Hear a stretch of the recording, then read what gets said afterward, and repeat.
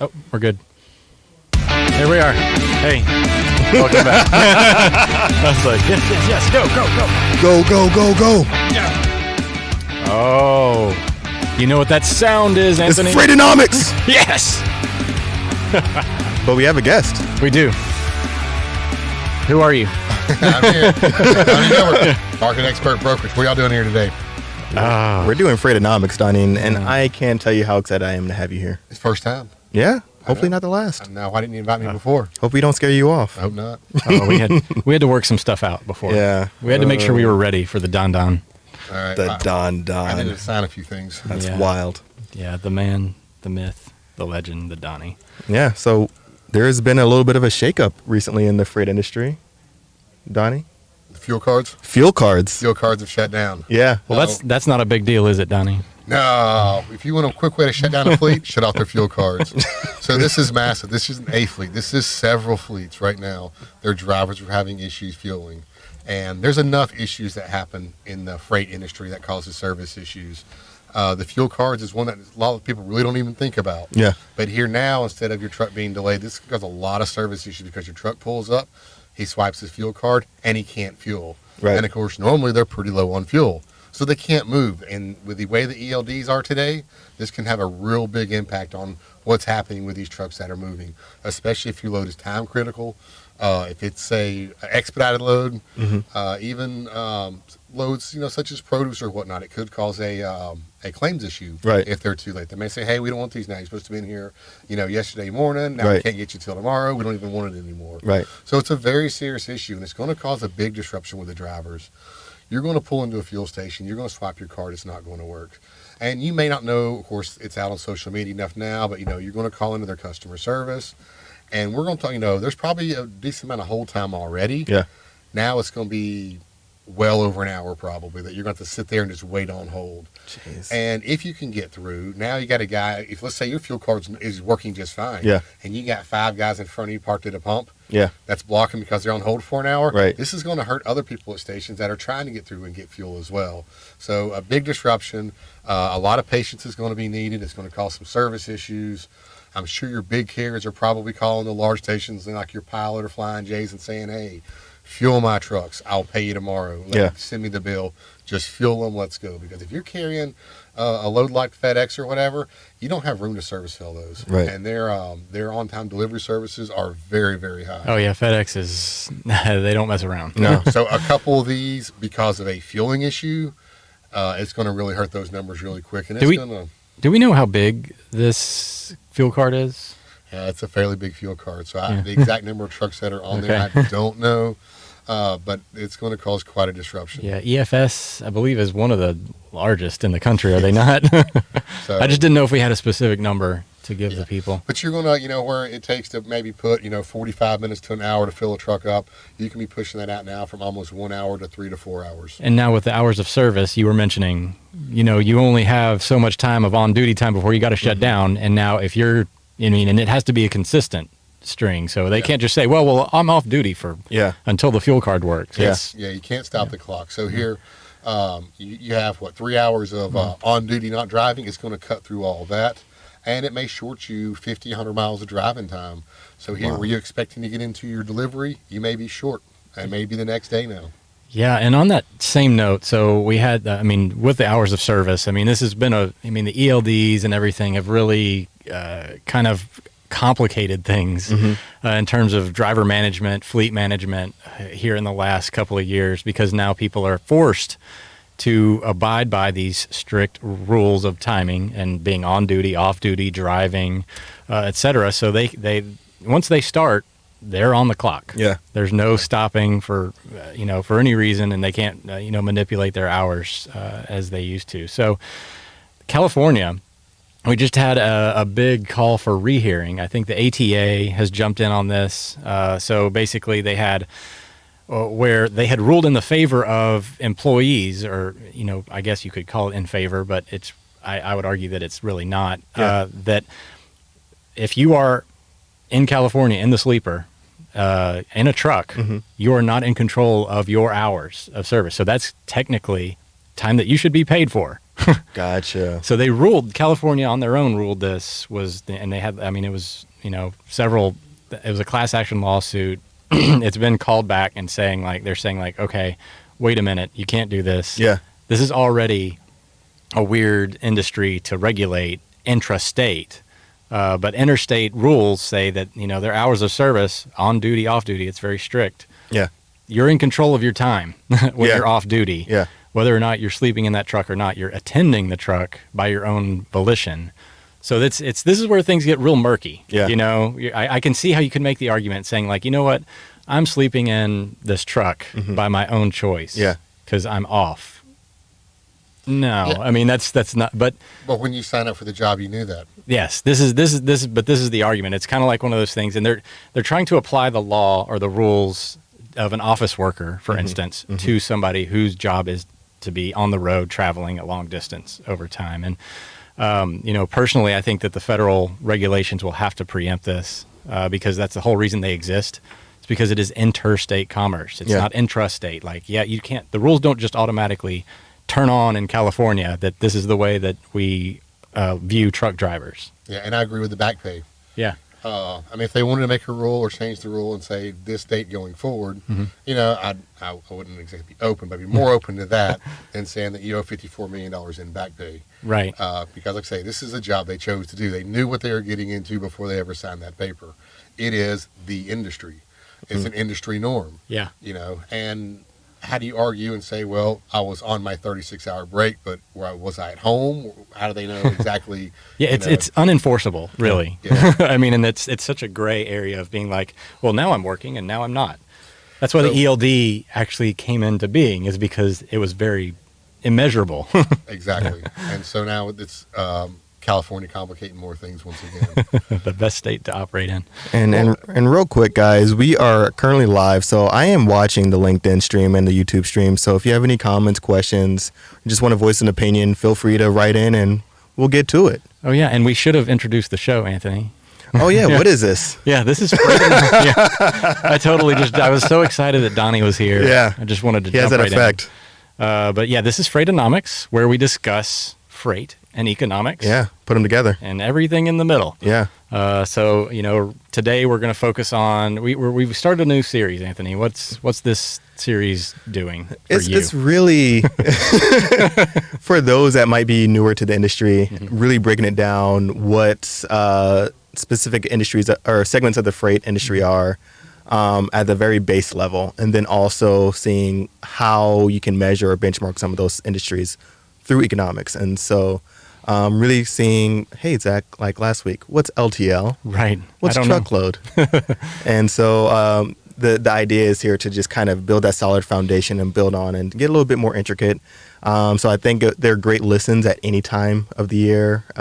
Yeah, I mean, I think that from my perspective, when I was new to the business, I didn't know all these little random terms. I mean, you were very focused. I mean, Donny probably can jump in and say the same thing. I mean, unless you just showed up and all of a sudden diesel, I'm here. Yeah. But yeah, we're gonna break down the equipment types today. Yeah. But I think we had a few little stories that we wanted to hit up first because they do relate to the freight market and trucking in general. So we talked about a couple of big stories of the moment that should have. I mean, they could potentially have a pretty decent impact on the near-term freight market. I don't think that. I mean, we've been following California AB5 ruling for a while now. They love their regulations. They are. I mean, these lawmakers, once they get making laws, they just addictive. They just keep going on. And I think it is an interesting topic, though, as we see some of these states. They really, California kind of operates like it's its own country anyway. Yeah. But the way that the federal and the state level kind of interact is fascinating, especially when it comes to the trucking industry. I mean, it's really important. I think anybody that's been in trucking or freight for any period of time, or anybody that's been in just business in general, knows that California is you have to treat it almost like a separate country to operate out of in general. Yeah. So I thought that was pretty relevant for today. And of course the fuel card thing that's going to be rates in California for just your natural products are high enough anyways. Yeah. So this is just going to drive them up even more. You got people moving out of California because of the cost of living. Yeah. You keep adding regulations. Your little can of Campbell soup's going to be $7 a can here soon. Yeah, and it'll be because of transportation costs, Yeah, not because the actual thing cost money. Exactly. And so that's what's disappointing. It's like, are they shooting their own selves in the foot? They keep in and saying, hey, they're trying to make it cleaner, get trucks off the road because they don't like trucks on the road. And they may not realize that everything they move, touch, see is moved by a truck. I think there's just a big blind spot to what downstream impacts occur when they make some of these laws, or upstream at that. They really kind of, laws are there to, encourage growth, encourage progress, do the better by, mankind, if you will, to make sure that we're, not running rampant, shooting each other in the foot every day. But, some of these laws, I think, are a little bit nearsighted in terms of, one, what they actually can be applied to, what their purpose is, and what they impact overall. I mean, anytime that you're making rules for a game, you have to think, what's your purpose for the game itself? Yeah. Are you trying to make the game better, or are you trying to make the game safer? Are you, et cetera? But sometimes those rules can detract. And I think that's lost. I think a lot of that gets lost in the administration of some of these state level governments. Yeah, and I think one of the things that you touched on, when you make a regulation, a lot of times the intended effect, you just can't use one movement, one regulation, one policy and expect that's going to be the only thing that it affects. And we see this all the time with sometimes economic policies. There are so many unintended consequences that really kind of play out when you're like, oh, we need to raise people's wages. Do you raise minimum wages? What are the effects from that? I'm not, saying... Yeah, you can actually decrease your employment level by raising the minimum wage. Yeah. I mean, there's all these unintended consequences, that you're not letting the society or the system fix itself. Yeah. You're basically patching it for it. Yeah. And that's the argument between, whether or not government should have more of a role or less of a role, et cetera. Like, who knows better? Is that some politician who has not ever smelled a diesel vehicle before? You're not trying to say that we have people that know nothing about trucking trying to run trucking, are you, Zach? I mean, it happens. It happens in trucking itself. So I mean, I've encountered numerous people. I think that's fair to say that in any business, you have people that have success in one area and they try to apply it to another. Sure. And they don't necessarily have a full understanding. Which, again, I don't know what I don't know either. I'm not going to go over to Ruby Tuesday and start managing their kitchen, even though I understand food. I mean, I wouldn't think Anthony would either because he hates food. We haven't gotten to that part yet. Yeah. It just amazes me, though, because trucking is at such a level where anything that you touch on that is since it's such a direct cost to any product that we have, any regulation that drives up costs there, is it going to be a pass-through cost? And it's not just in public carriers; it's in private carriers too. Exactly. So anything that ups your cost of moving a product is going to come down to the shelf price. Yeah, exactly. So, and speaking of regulations, tariffs. Yeah. So, I found this an interesting read on FreightWaves.com. Greg Miller does a fantastic job of covering some of these things in the international shipping markets. American Shipper, now part of FreightWaves. And it was an interesting take. And he basically was, the point of the article was saying that our international trade policy, everybody's excited about the Phase 1 deal. We've been talking about it a good bit. And, of course, the trade war has definitely had an impact to domestic freight movements. Right. But he's, he was interviewing this guy, or he was quoting this guy saying effectively that, no, this is not by any means over with. And looking down the road, things may actually get worse because European trade policy is now on the table because we are using tariffs as leverage, effectively, and negotiation tools. So all these things are connected, and I mean that's the point of our show. Is we're trying to figure out just how big of an impact does it have? If you're Johnny Trucker going from Utah to Dallas every day, how does this impact you? And it's like the high level all the way down to the low. And this one's interesting because if we start celebrating this Phase 1 deal, and really the way that he stated it was that this was really just a big agricultural buying,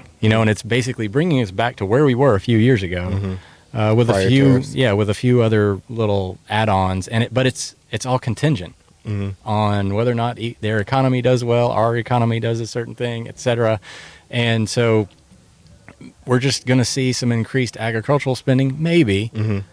And then the bigger picture here is that we're using tariffs as leverage against everybody, really, in negotiation. So tariffs in general are thought of pretty negatively in the international trade situation, both domestic and internationally. So we've seen what it does to the freight market in some regard. It actually wasn't that bad last year in terms of, the port activities and everybody was pushing things forward. But that was a temporary reaction. Right. The long-term effect is we just saw this big wave of influx of imports, and then it kind of fizzled out, which, again, for freight markets, that's terrible. Like if we had any significant demand, in the country like we saw in 2017-18, that big wave of activity would have destroyed rates domestically. Like we would have seen, everybody was upset about 20% rate increases. Right. Probably could have seen as much as like 30 to 40% rate increases. Yeah. And then we would have had a super big fall in 2019 versus just the, I wouldn't call it a soft landing, but it wasn't it was still a pretty rude awakening. Right. Well, we were open on 2019 though to the pull forward. Yeah. And that's what saved a lot for 2019. Yep, So this exactly. year we can't do a pull forward. So we're going to get into that natural cycle this year with the tariffs. Yeah, everything feels like it's kind of coming back to a normal rhythm for now. But at the same time, I think we're still working on that supply side. Yeah, and I think especially with the phase one tariff deal, like you said, we spoke about it a lot. Yeah. I think to really sum it up, it's almost like an act of good faith. Like, we're gonna get there Right. eventually, guys. We're working on something here, and like you said, it's going to be a huge on the agriculture side. A little bit of a Right. break for farmers; they need it. Yeah. After they had the 2019, they had, but it's really not going to really move the needle on from a production point too much. Yeah. A lot of uncertainty still. Yeah, I mean, we're not seeing the big push of industrial production, although we just had a positive sign. Yeah, the PMI. We'll get to some of that. We'll get to some of that here in a bit, a little teaser, Yeah. I guess. But let's go ahead and get into what our little purpose is for the next couple of weeks. Yeah, Zach. Sometimes when I'm on the freeway, I see what I think is a freight truck. And sometimes I see a freight truck and it's hauling a trailer. I think you call this equipment. Equipment types, trailer Equipment types. Yes, trailer types. A freight truck, A freight truck. semi, tractor trailer, Sometimes it's pulling or hauling the big dog. A freight truck, a flat thingy. a flat thing. Yeah. flat. All right. Sometimes it's pulling like this huge thing. 2 wheels, 4 wheels, 8 wheels, 8 wheels. 8 wheels. 8 wheels. Wow. Yeah. Fury. Yeah. And sometimes there's like a refrigerated unit on one of those box thingies. So you're telling me there's different types of these. Do you know how many different types there are? I know there's 3 big main ones. And then I know that there's many types of those big main ones. And then there are specialties. But As many container types as you can think of. Yeah. That's how many trailer types there are. Yeah. So the 3 main ones, you're talking about dry van, refrigerated, and flatbed. And what's the largest of those 3? The largest, Yeah, like the most popular. dry van. Dry van. Yeah. What's that breakout? Now yes, dry van is the most popular in terms of large fleet and whatnot, but there's actually a huge amount of flatbed out there. Now, Yeah. this is kind of invisible in terms of like larger carriers because you don't have as many larger carriers that are flatbed. And that's because it's a very specialized piece of equipment. Like it basically, I should say, no, it's not specialized. It's very open. You can haul just about anything you want on a flatbed. Yes. But it's used for very specific types of freight. You have your standard like Targets and Walmarts, your biggest shippers in the United States, mainly stick to that dry van, reefer, box type of trailer type. Now, everything else you can haul. I mean, you can haul pretty much anything on a flatbed now, except for the refrigerated or some hazmat stuff like that. But flatbed can haul just about anything you can think of because it's open. You can load it easily. You don't have to have a dock. That's why we have multiple types of flatbed. Donnie, you were a broker, and did you which type of freight equipment type would you rather quote? Flatbed, reefer, or dry van? Dry van's obviously the easiest. Reefer, you can base that, it's been a little while, but reefer, you can, add 25, 30 cents a mile to what you thought what the drive-in was.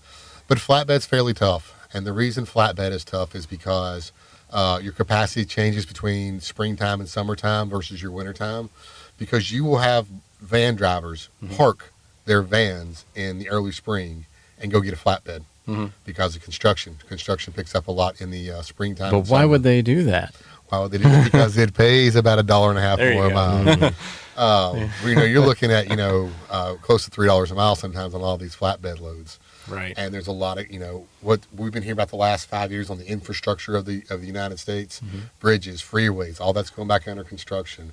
So there's a lot of road construction, which is you'll see a lot of flatbeds. Housing, you'll see a lot of flatbeds.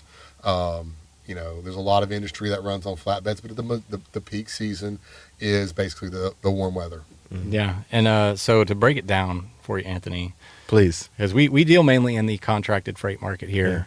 Some of the spot is obviously a direct, it falls out from that. But roughly 70% of the contracted freight market is dry van. Then you have 13%, which is reefer. Yeah. And then flatbed fills in about 6%. Now, that does not add up to 100. Zach, what about those trailers that haul gas? Yes, the tankers. Yeah. And then you also have containers. So those intermodal containers and whatnot, those make up. Intermodal. Yeah, intermodal. That means that it can move between modes. Oh. Technically, I took Latin. Fancy. So, And the dry bulk, that's a very specialized. yeah, dry bulk, tanker. I kind of lump those two together. They feel like they're very similar. But the pipe at the bottom gets me every time, so I can't do it. I think corn and gasoline, and not consumption, and I burn. I don't know, can't do it. Well, And a quick reminder for those of you that just might be tuning in, we're live. So get those questions or comments in on LinkedIn or YouTube. But yeah, let's get back to it. And Yeah. Anthony, on flatbed, you got your regular flat 53 foot. You got drop deck, double drop. You've got a lot of different types of flatbeds. oh, we're going to break down some flatbed trailers Oh yeah. here in a minute. Oh yeah. Low boy, which you haul your big Yes. excavators on. So it gets into very, very specialized as well. A friend of mine's dad does over long haul over the road, but he only does oversized. So the 300,000 pound boiler, that's him. Yeah, that's that special heavy haul stuff. Heavy haul. That's the word I was looking Yeah, for. there you go. So to put it into perspective in terms of what we've seen in some, just the market in general. So we track orders of vans and reefer and flatbed trailers. The van orders last year, about 114,000. Okay. Reefer, about 24.7 thousand. Okay. 24,700. Okay. So that just shows you How popular. the disparity Yeah. between those two modes. Now, guess what? How much that was off from 2018? How much, Zach? So it was cut in half. Yeah. And then a little bit further. It didn't stop there. So 261,000 dry van trailer orders in 2018 compared to Really? 114,000 this past year. So significant amount. Yeah, and 69,000 reefer trailer orders versus 24.7 this Gotcha. year. So we're obviously in a contractionary. People are not investing as much as they were. Yeah. But you can stretch that investment though. So trailers, I believe their life cycles, due to all the newer technology that we're putting on trailers, the ABS, all the new features, has shortened the trailer life to, I think, I was talking with Greg about an 8-year turnover rate. You can stretch that about a year though. When things are, we things are were tightened running up. we were running 15 to 16-year-old trailers. But those are the older, those are the older drive-ins. But they're starting to swap those out a little bit Yeah. earlier now as well. But yes, so if there's one area that a company can really get in and tighten down spending on, they can push their trailers 1 or 2 more years. Oh, for sure. And of course, save several $1,000s. Trucks they can as well, but once you start breaking that year number 3, you're going to see the maintenance expenses really pick up on the trucks a lot more than you would see on a trailer. Right. Now, you can haul the different types of freight on these things. So on a dry van trailer, you can carry roughly 42 to 45,000. I think some people have even stated they could haul over 50,000 somehow on a trailer, which I was like, well, are you sure that that's The best that I've ever done is 47.5, but that was using a day cab as the as the truck. The total weight can't So once exceed. once you're getting close to that 45 mark, you got to watch out which type of truck. Or you got the Freightliner, the Volvo. Right. You have full tanks, half tanks. So I would say about 45 is really pushing it. Yeah. On the limits for that. And reefer is going to be handicapped a little bit because they have About already 42 to 43. Yeah, they already have a few all that additional equipment in the insulated trailer. It's going to keep, it's going to put some extra pounds on there. Cooling unit on the front, gas tank on the bottom. Yeah. And now flatbed, you can get a lot more weight. Flatbed, you can push the 47, 48, 49. Yep. So they don't have all the stuff. Yeah. Now, a flatbed in Michigan, I think, goes by the axle. Yeah. No, I think I thought that was in most states. You could throw some axles on there and But in Michigan, it's where you see the flatbed, but you can't see under it because there's 9 different sets of axles under it. And now explain why the axle matters. It's the weight they're pushing actually on the road for the wear and tear on the road. Yeah. But so I you add an axle, so you can add more weight. Yeah. So as you get up in the weight, you put another axle on there to divide it out. Yeah. Yes. Because think about how a road gets wear and tear, Anthony. It's all that weight in one spot. Now, Yeah. If you're jumping down and you hit the ground with one leg, all your force is going focused into that spot. Yeah. When you put your second leg down, your weight's more evenly distributed. It's not putting as much pressure, not as much wear and tear damage. Makes sense. That's why you add the axles. Yeah. And so, but anyways, the average is 80,000 pounds, 1234.34. Don't break that; you'll be good. Yeah. And the steel haulers in Michigan can do whatever they want. Well, that's a good point. So, Anthony, do you feel like you're learning? Yeah, but I mean, I want to know more about flatbed. That's a good thing. Flatbed seems like it can be exposed to a few different industries, primarily on the consumer-facing side, construction on the industrial side, machinery and things like that. I'm curious about sometimes when I'm driving down the street, Zach, Donnie, I see what I think is a flatbed, but there are these walls around it, and they're not solid. What is that? There's 2 different types. There's a flatbed, just exactly what you said, a flatbed with walls, and it's just like you see on your pickup truck where they put the little piece of wood and the side piece on there, and it might have a little bit of a little tarp thing that goes over. A lot of those guys will actually haul produce with their flatbed in the spring and summertime if they're going shorter distances. And then there's the Conestoga.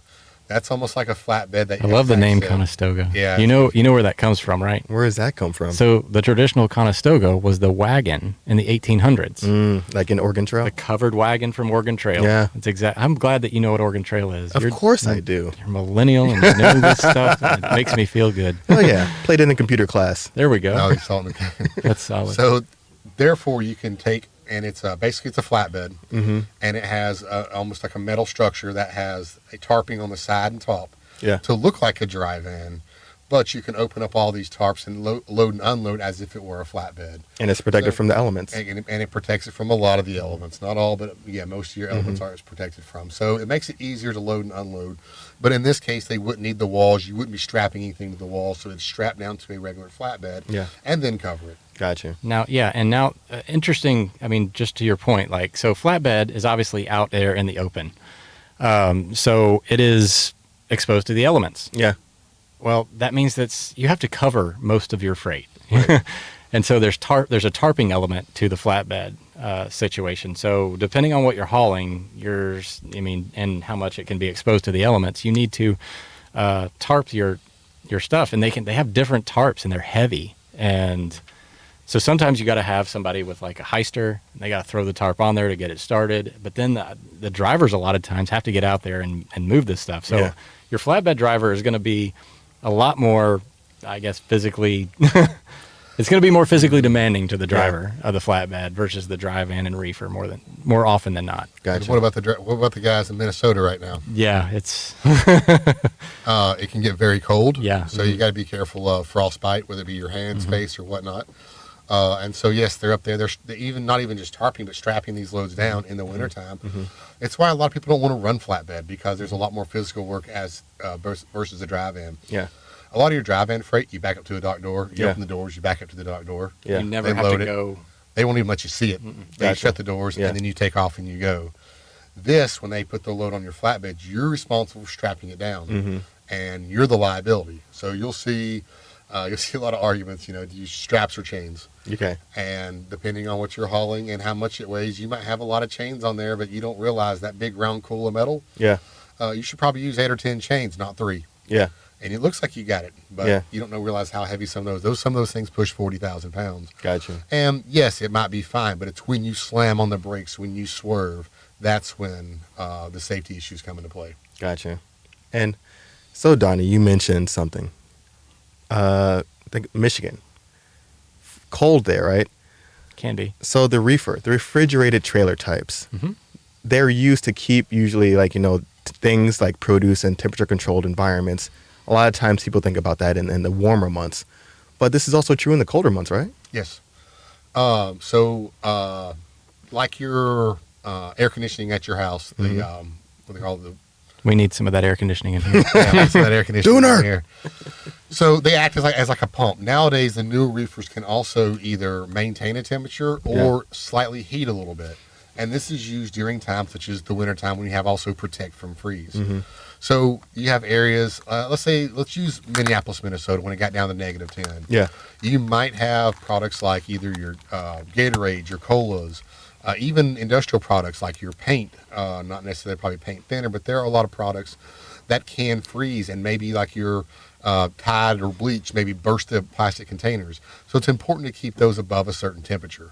And so you can now use these reefers to keep, number one, the air blowing and, use their own heat to kind of insulate them. Yeah. But also you can turn it on and set it at 40 degrees even, and it'll hold it at that 40-degree mark. Gotcha. So that's going to increase during the winter months.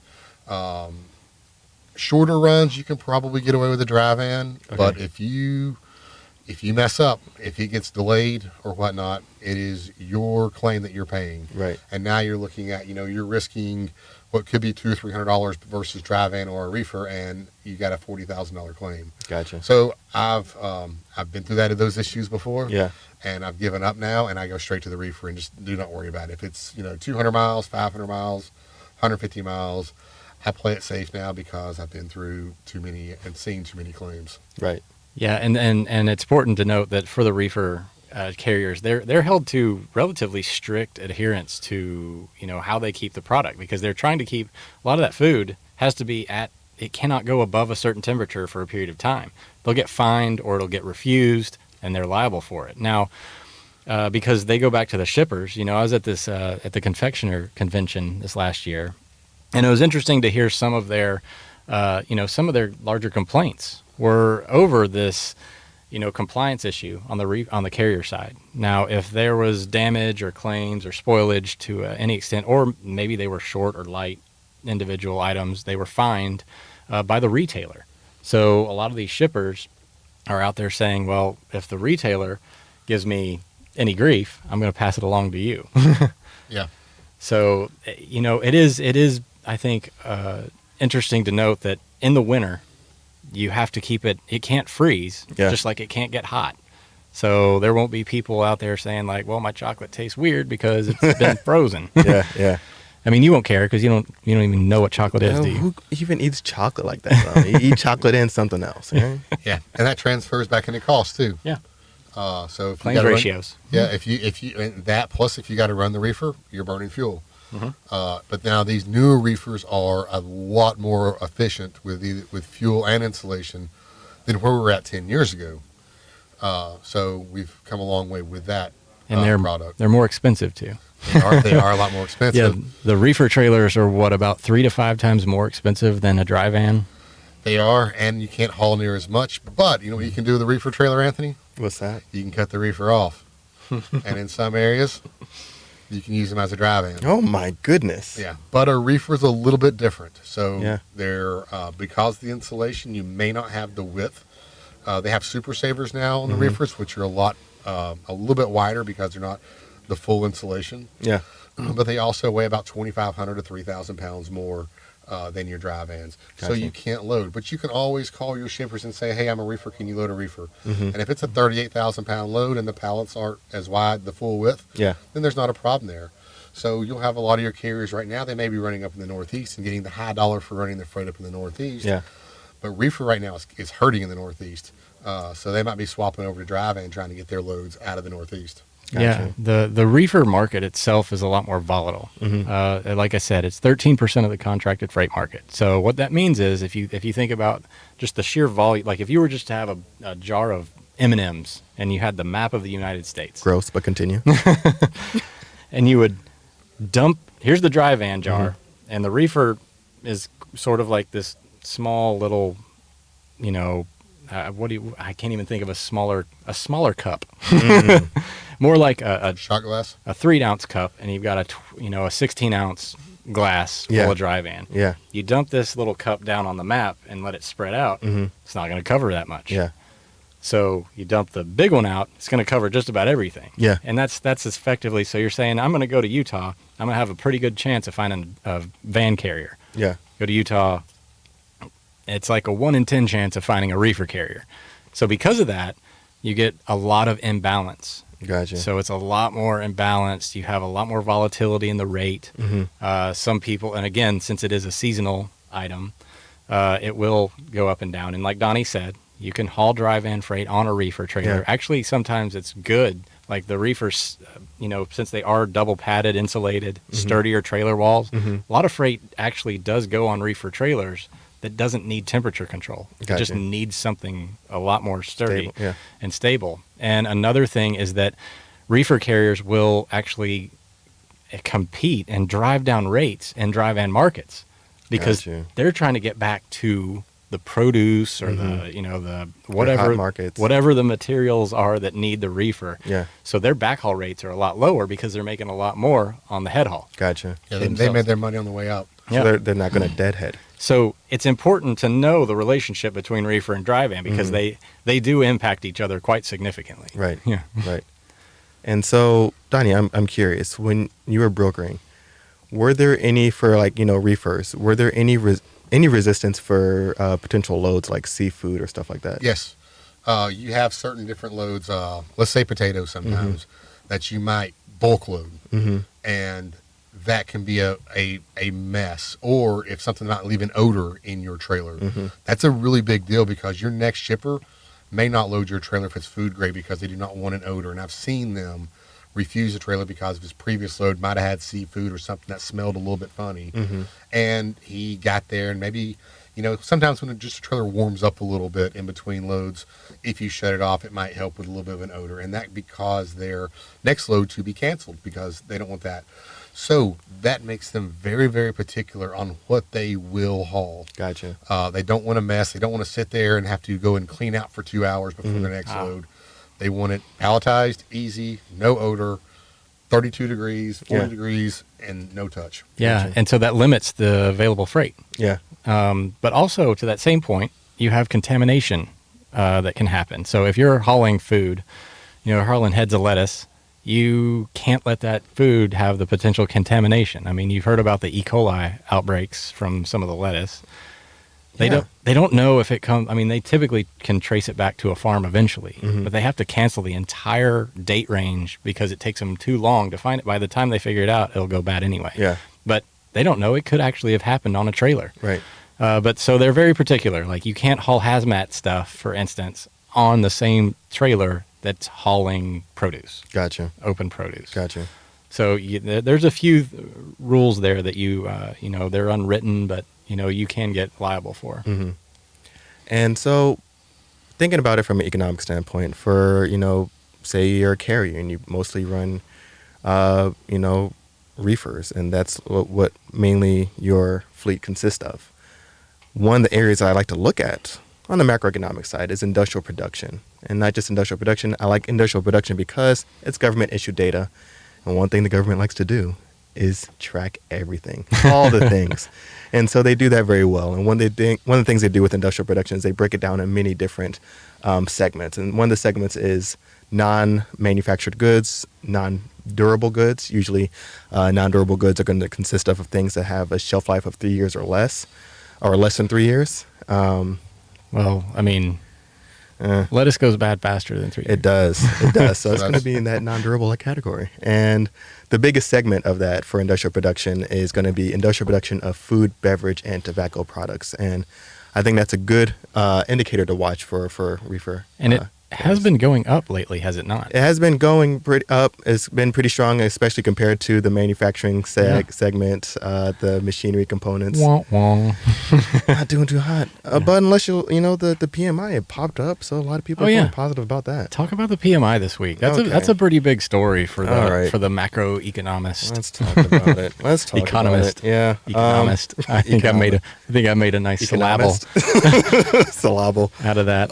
So yeah, the PMI it jumped up to, I think it was 50.9, 50.8. Yeah, so it's over 50. Yeah. Which again, for everybody that doesn't know, the PMI measures, it's by the Institute of Supply Chain Management, measures manufacturing activity in the United States, supply chain managers across the country, over 300 industries or businesses represented, and they respond positive or negative to a list of questions. And when the value of the index is above 50, expansion. Below 50, which is where it's been since what, July? Contraction. Yeah, it was 5 months. So yeah, probably around that July mark. Yeah. July. So I mean, in the industrial side, fuels, trucking. I mean, we're a goods and services or service-driven economy, consumption-driven. A lot of retail. We still eat food. Yeah. But trucking also derives a lot of its value from that manufacturing segment. Right. So this is a pretty big jump up, though. It's a pretty big jump up. And so one of the things I think last week I was like, we might have a jump here or there, but I don't think it's going to be sustainable. I don't think this jump is sustainable. Also, this was the first issuing for the PMI after it went through its seasonal adjustment, historical revision, and all that good stuff. But one of the things that we did see, so as you mentioned earlier, it's a survey that goes out and to executives around the country.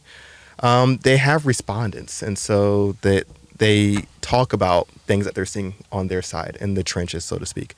They continue to cite signs of slowdown within manufacturing, and that really kind of echoed more uncertainties around the tariff environment. Even though we just had our phase 1 deal with China. And so it really kind of speaks to some of those things. The other aspect of the PMI is that there's components. There's a production, there's new orders, shipments, it's all that stuff.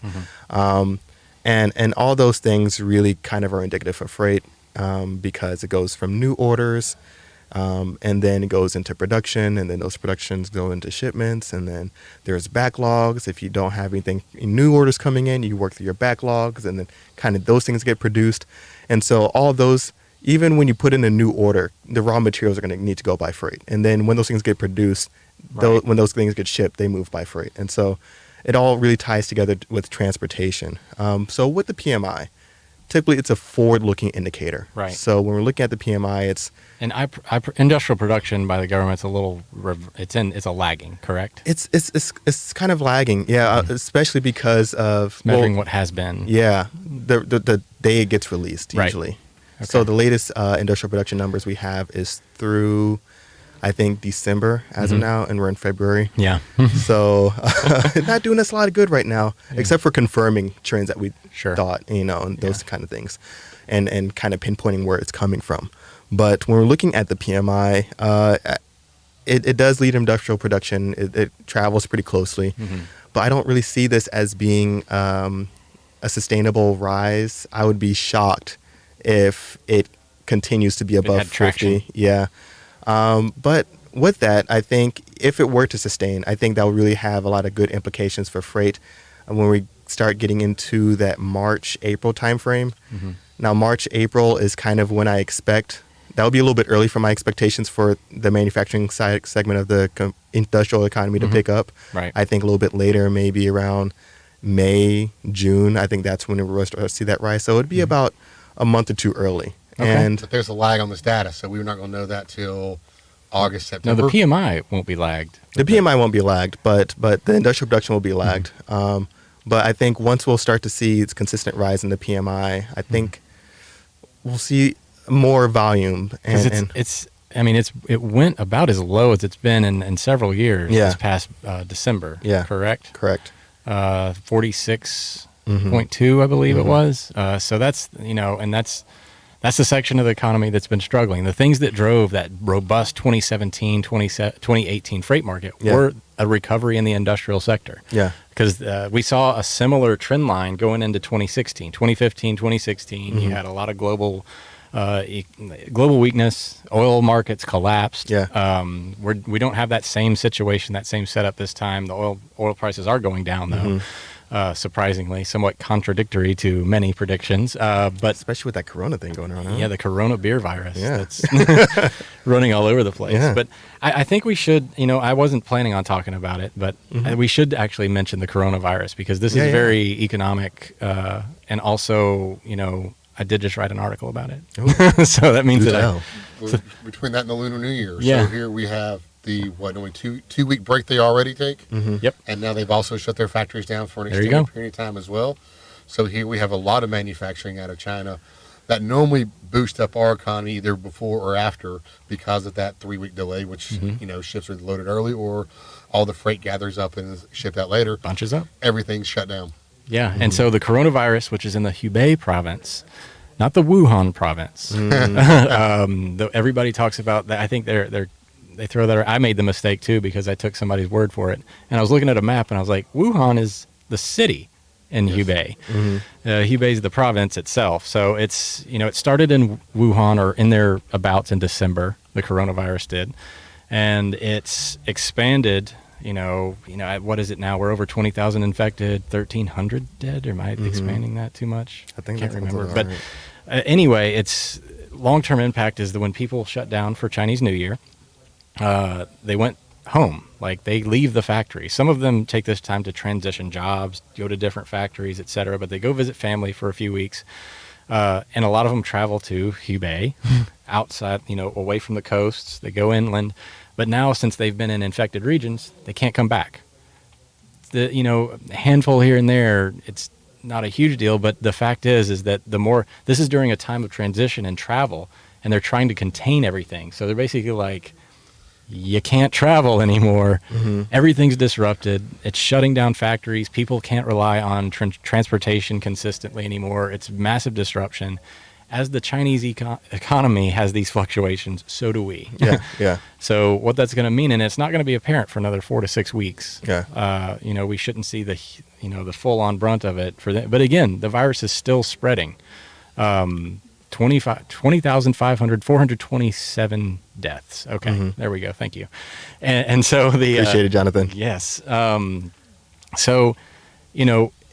This is just one more unexpected headwind to the freight market in 2020. Yeah. So it's going to impact the demand side. You're not going to see as many imports. We're already in a contraction with import volumes because of the trade war impact and stuff like that. People have already pulled forward. But we did see a surge of custom shipments right before Chinese New Year, specifically in the port of New York, New Jersey. Our customs data that we track every day came in hot and heavy right before. But we don't normally see those ships, really have that decline until like 4 to 6 weeks later on the East Coast. Gotcha. Versus probably 2 to 3 weeks on the West Coast. And we saw some of that freight pile up on the West Coast, but again, compared to last year, it's nothing. Yeah. It's a fraction. And I still wonder about the fear that people are they going to be willing to buy? Are they going to buy products where they see on the box from China right now? Because they don't know exactly how all it does spread. They know it's partly respiratory, but there's also a lot of people that they're going to walk away too as well. Well, SARS was a coronavirus, if you will. So the coronavirus is a type of a family of viruses, and so the MERS. Yeah, and it transfers through animals. So it actually can jump species, which is why it's so scary because the human body doesn't have the resistance to it. So like the flu. the corona is it spreads easier, but it's not as deadly as the other two. So far, that's something JP and I discussed on the spot the other day. Yeah. As he corrected, he was like, because it's so early on in the virus, they just don't, it takes a while to collect the data on the death toll and the death rates because it takes a while for you Was to it die. actually this? Yeah. Yeah. There's a few things going on in China. I think there's also like a swine flu going on over there. Well, yeah, they lost that's why one of the reasons they want our deal done is because Yeah. they need our pork. Yeah. Thousands of pigs were infected with a swine virus. And they are the number one consumer of American pork. Yeah. So they love their pork. Mm-hmm. Not as much as, you don't like it. We're putting I'm this together. It's overrated. The corona came from the pig. Yeah, Anthony doesn't like bacon. So It's just overrated. Take it or leave it. You know. I'll take it. So yeah, we've had a lot of activity. The freight market itself right now, just to give a quick update, is essentially still in a contractionary period. We're in February. It's the first week of February. Don't expect too much.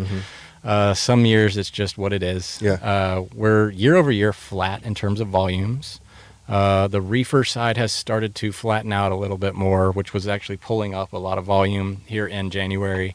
The dry van side is down, but it's not falling as fast as it was. I think we've only fallen a few, maybe not even 1% week over week. Reefer has fallen a little bit more than that week over week, but it is more volatile in general, so we sort of expect that. Rejection rates, again, reefer falling faster than van at this point. Van is down around 5.1%, Donnie. It's right around 5. Which again is still higher than late October. So we're still not fully recovered from our seasonal peaks. So we're putting our spot market rates right around your contracted rates. It's kind of what we've fallen into. So you're not, it's not big money, but you should be out there operating and covering your cost right now. You should be able to break even in this market. We do expect it to continue to fall throughout February, though, until we typically see some action late February. Whether or not the coronavirus and all that has an impact this year was yet to be seen, but it looks like that demand. There's a huge demand segment there that we're really got a question mark on right now at the late of this month, because normally you see the market recover. Now, last year was a bit of an anomaly in this way. Now, you think when you think of late February, you think of imports, right, and your container freight. Imports and some spring. You normally see people thaw out a little bit. I'm Construction. produce. I think into February, I think produce. I think South America coming into Miami. Well, when's Florida's produce season? May? Well, not April, Florida. May? These are the imports that will be coming from the southern. Chile. Yeah, and, exactly. Yeah. South America. Those will start coming in through container ships or air freight. They'll start coming in late February. And then as we get into March, you'll start seeing the produce come out through Mexico. Yeah. Into Laredo's the number Laredo, one import yep. for In import March. city from that. So that's what I see when I see springtime coming. But you're talking about the influx of probably the ships from after the Lunar New Year. It's basically where everybody starts to get a little, it's the end of the third quarter. I had a lot of exposure to the, the floor covering, housing, construction, that type of market, That's furniture. what I think of, yeah. March is like the first time that people are like, hey, let's do some reno. Get out of the house, start moving around. Get out of the house. You get that first 70-degree day. Maybe in Chicago it's just like not snowing all the time. New patio furniture, lawnmowers. We're still getting snow in Boston. Yeah. In New Hampshire. The days get longer and whatnot. But yeah, February is what it is. This one is, I think the good news here, the good takeaway is that we are flat year over year. Okay. It's not, we have stopped contracting. When's the turnaround? When do you think the big turnaround is? I was saying that we would see it in the mid to late spring. I think we would start, but again, this coronavirus thing kind of throws a little, and I thought IMO would have an impact too, and it hasn't done anything. It's gone the opposite direction. So it's really up to the supply side, which if you're not, struggling at this point, like things are going all right for you. Yeah. Like if you can keep your utilization up, which I don't, looking at all those earnings calls and everything, people aren't, especially the big guys they're not doing great. And this is what I notice is that what we see is a lot faster than what they feel because they are operating on accounting. So they have accruals and things like that kind of lag and they kind of build and then they kind of fall. And they build and they fall. And so they don't really see a lot of this because, again, you have your payables and receivables. One's going out faster than the other. So the lining up of everything kind of happens on this untimely wave, this cycle. So it's not. You think that's how we see all these companies all of a sudden just shut their doors? What do you? Yeah, oh yeah. They Because- utilize float all the time, especially when they become. They realize that they can't pay for the fuel that day, and it's like, we're done. No, and fuel is a big deal, especially when it spikes like that. Yeah. So we've only got a few more minutes left, Anthony. Do we Yeah. have something that you want to get off your chest today? A that hot you take. that you want me to just tell you stop? Let's see. This might ruffle a few feathers. Remember, no food. No food. I think pandas should be allowed to go extinct. Oh my gosh. So, thanks everyone. It's kind of rough. We had a good. Now, what in the world? I'm going to let you explain yourself. You've got about a minute to explain yourself. All right. So pandas are cute, adorable, all that good stuff. Amazing. They eat bamboo, which is the They eat toughest thing that you can. If you've experienced bamboo, I have bamboo plates. Yeah. you cannot kill it. Well, the thing is about I don't think pandas want to be here. They reproduce very slowly, right? And they're putting all this money into conservation efforts to save the pandas. They usually have twins, right? Then they pick one to die, One dies. and then you got to trick them to feed them both, and then it's like this whole process for the species that doesn't want to be here. It wouldn't survive on its own in the wild. It doesn't have a place in the did. ecosystem.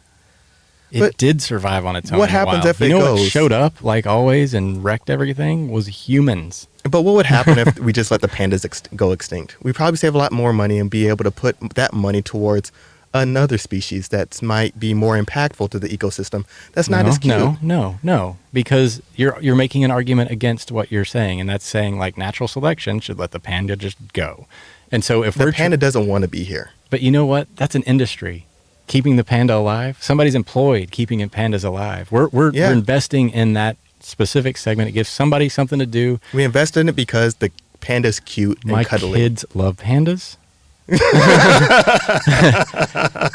And so that's a whole thing that you're taking some joy out of the world because you're simply saying like, hey, these guys should die because we're here now. That's We effectively pick what- another cute, cuddly species to represent as the face of WWF.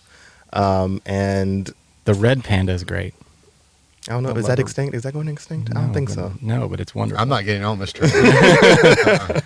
Anyway, that was. I mean, no, That's not the woodworks, huh? Yeah, that's not. Or the that's not gonna bamboo work. works. That's not going to work. You and Scar, which again, this makes sense. This backs up the fact that you don't like bacon, you don't like over- cheese Or pandas. or pandas, I like pandas. I just don't think they want to be here. and you're a fan of Scar from Lion King. Yeah. You know what? You're painting a good picture. You're If nothing, I'm consistent. yeah. I'm you're just here to offer a new perspective, ladies and gentlemen. to offer awful A perspective. different perspective. And he won't drive a car either. Oh, yeah, jeez. I get by on my longboard. All right. All right. Thanks everybody for tuning in this week. Yeah. That will have, lasting repercussions, I understand. Yeah. Zach and I will have a conversation. Thanks to Donny Gilbert for joining Yes. us. Thank you, Donnie. Freightonomics out. Pandas don't eat. Just. There you go. The sauna. The sauna that is this podcast. Dude. I had a great time. Yeah, great time.